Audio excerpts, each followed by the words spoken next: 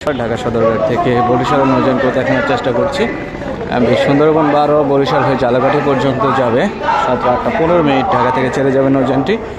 সুরভি 7 রয়েছে আজকে ফার্স্ট ট্রিপে রাত্র 9টা থেকে 9:30। এর মধ্যে দুটি নৌযানই ছেড়ে যাবে।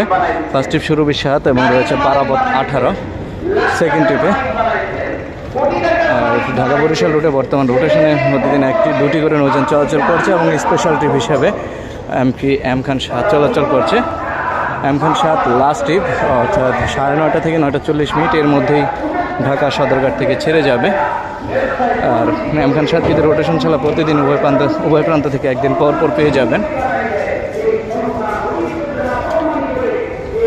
বরিশালের নৌযানগুলোর পাশাপাশি রয়েছে এদিকে এমভি শুভরাজ 9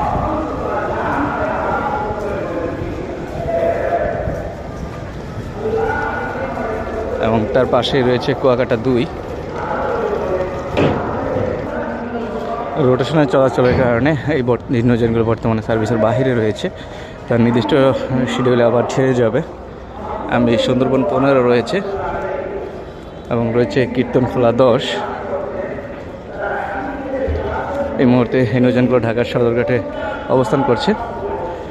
পাশাপাশি আজকে ঢাকা থেকে লাস্ট অর্থাৎ 1 নম্বর পল্টন থেকে যে নৌযানটি ছেড়ে যাবে ঢাকা থেকে বগা পটুয়াখালীর উদ্দেশ্যে, এমভি প্রিন্স কামাল 1 সন্ধ্যা 7টায় ঢাকা থেকে ছেড়ে যাবে নৌযানটি এবং আগামীকাল পটুয়াখালী থেকে ঢাকার উদ্দেশ্যে ছেড়ে আসবে।